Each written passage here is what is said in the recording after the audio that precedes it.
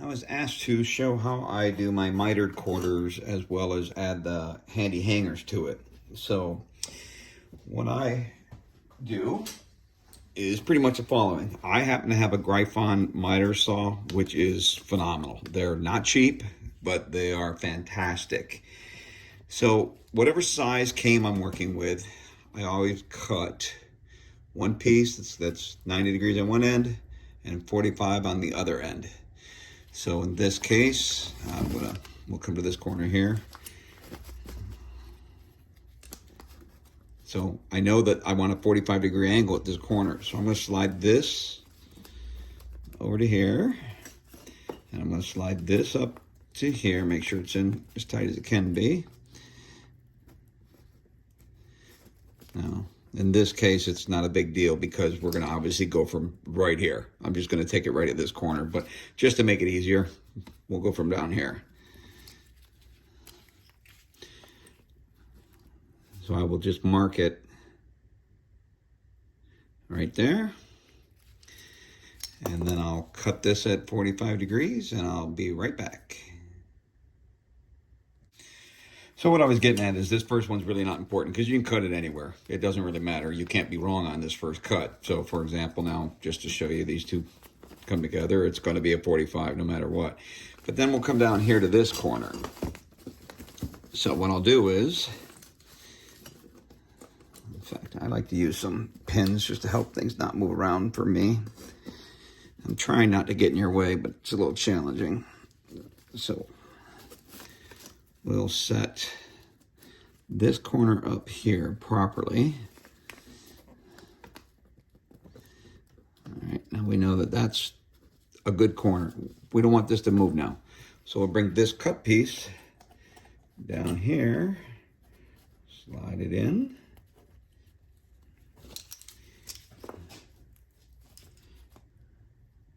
And we're going to mark right here. Now, I don't know if I was in your way or not, so I wanted to show you again. Is where the point of this 45 degrees is, that's going to be the outside edge. So we're going to cut this on this angle. From this outside edge, we're going to cut it this way. So I'll cut that. Be right back. Okay, while I was over there, I went ahead and cut this next bottom one, which again, this is the first cut of the bottom one, so length doesn't matter as long as it's too long. So we're going to, what I'll do is put a couple pins here. This will help me keep that in place. Excuse me. Actually, I prefer to use these.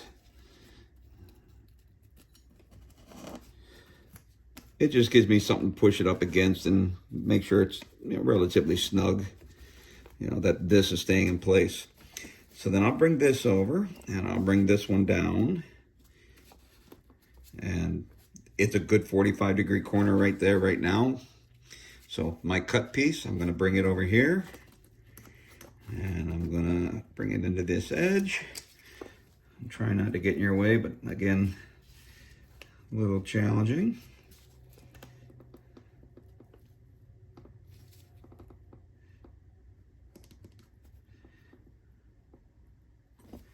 So a lot of times I'll put, I don't know if you can see it, not very well. I realize you're out of the screen, but I'll bring it up and show you.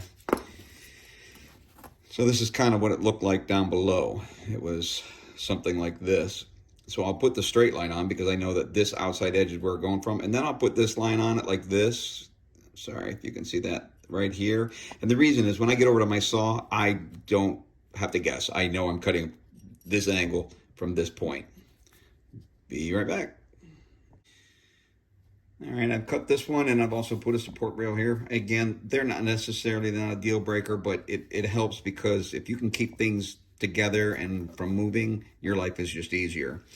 So we're gonna do the same thing we've been doing. Slide these corners together.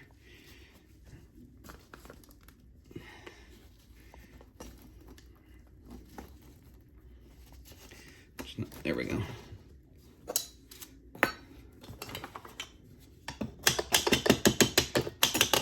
Hung up on a little bit of solder, but no big deal.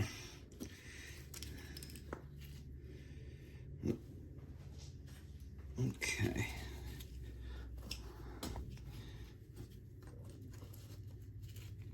So make sure the bottom down here is good, which As you can see, it's a decent corner. Little gap is fine. You can easily fill that with solder. Pinch everything together here.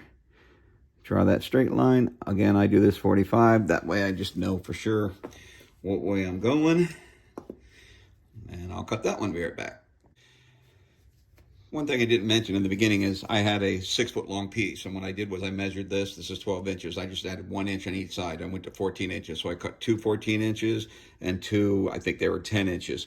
You can do this with one piece and keep coming back and marking it. But your life will be much easier and much faster if you just cut it into 4 workable, easy pieces. They're not going to run into other things while you're working, and the other ones are in place and they can pretty much stay there. So this last one's the only one where it's, I don't want to say it's confusing, but compounding. So what you can do is you could get rid of these clamps over here and move things, but once I have it down, I like to leave it down. So I'll get this top one in place. I'm trying to work around the camera here. Hopefully I'm not in your way. And I'll pick this right up on top and I'll bring it right here. I know that it's good over there because it can't go further. And I know it's good here. So I'll just mark where that is. And then again, I'll do that little 45. Let me cut that and be back. All right, I've cut that top one and it's just sitting there in place. So I'm going to remove one side here and you'll see why in a moment. So these are handy hangers. If you're not familiar with them, they're designed to physically fit into the channel of the zinc. So I will tin this very well. These take more heat than most things, so get these nice and hot, get them tinned up, and I'll do one in front of you, and then solder it in here, and we'll leave it in here. Obviously, once it's soldered, then the only other thing we have to do is this top bar. I can probably show you here. You'll see now the corner of the zinc runs into it. So you have to shave off straight down. So we're going to just basically shave this right here. We're going to cut straight down so that it'll cut this way, if you will. And this will be missing. The angle will still be there. And then it's going to fit together. So I'm going to do that and show you that. And then I'll tin this and show you that. Be right back. Okay, this is just a heavy piece of glass that I have, and I just kind of throw my scrap solder on there. And this is also where I do my handy hangers because it'll take a lot of heat and abuse. So here's where we were with that handy hanger slid in there. And if you can see now, oops, sorry, I bumped the camera. See now where I cut off the point and it's straight down. Now when these two come together at a 45, there's room for that hanger and it doesn't run into it and it lets the gap close up. So I will show you soldering of one of these hangers and then I'll kind of get it ready to go for the end. So I love paste flux personally. You load this thing right up because the actual flux itself will help transfer heat. Just hold this thing right on here, get it nice and hot. Because I have scrap solder, that's what I use for this.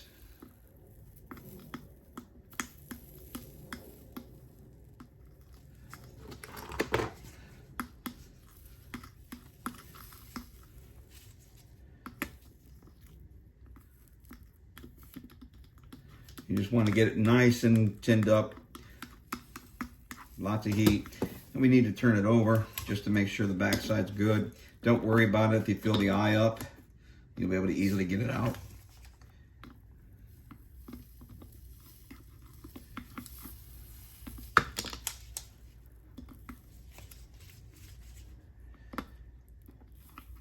So the only thing you do want to make sure is there's nothing hanging over the edges, because that can stop you from sliding it into the channel. So we're gonna undo this real quick and then you'll see it in the channel. And then I'll solder them up properly and take some time, but so it's hot, but you can see it slid down into the channel. So what I do now is I'll load this up pretty heavy with a lot of flux. I'll heat this up, it'll start melting. I'll heat this up, it'll then just literally put good solder right in here. And then I always take a pair of pliers and pull on it and make sure it's not gonna pull apart. I'll do that and be back. So I thought I guess I would show you one of these, just how I do solder it again. So I take the channel and I load it up pretty good. I'll put it back on this as well, just because having the flux on it will not hurt any. Let's see how hot that is. It's still plenty warm. Shove it in the channel. That helps get the flux down inside of it. Again, the flux, in particular with paste flux, helps transfer heat, and obviously helps things stick. So then just start heating this thing up. You'll see this here flux will kind of melt away. It'll give you a clue when things are starting to get hot. And the objective is to get the solder to go down inside the channel, which it will naturally do. The flux will draw it. So I'm going to pull the iron away. And just to cool things down a little quicker, I'm going to use some flux here to stop it. That way it sticks. Then knock off this extra. If you had any in the eye, you just heat the eye up and tap it, it'll come right out. So let me hit it with flux. Then you want to grab it with something and see if it comes out. And it does not, it's super strong. So let me set up this frame and then I'll come back in and solder it. Okay, got it back together. I had actually put it loosely upside down and just realized my hangers were at the bottom, so I just took it apart and fixed it. But at any rate, kind of a neat trick. Solder will not go over regular old black magic marker. So if you want a nice good corner down here, if you draw these lines onto your zinc at roughly a 45 degrees so that they match up, and that one's got solder on it, so it'll probably go over it, but no big deal.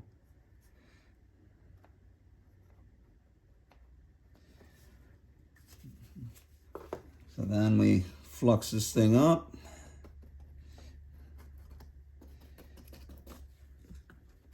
Now, I do not normally solder the front of my item to my zinc. If it catches it, fine. If it doesn't, fine. But like where these all come in, I leave the lines down thin and I'll just finish it off. If it gets to it, fine, so be it. If not, again, doesn't bother me. So get this hot.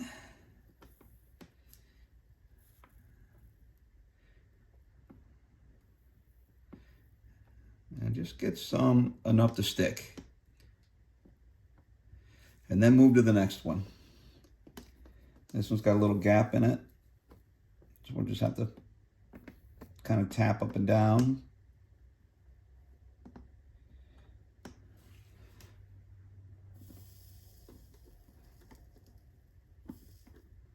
This corner will take a little more heat because the hanger's there.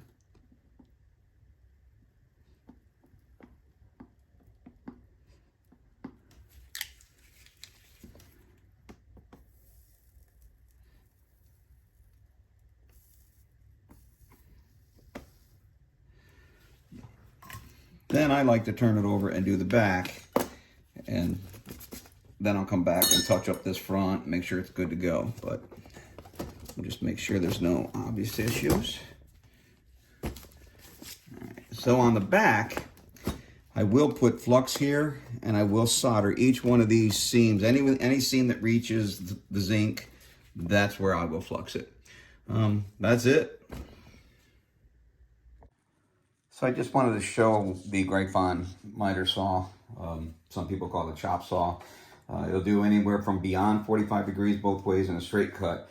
But this is just how fast it cuts compared to most things. So I'm just going to cut an end off. So that's it. That's what makes this saw so nice. It's not a cheap item.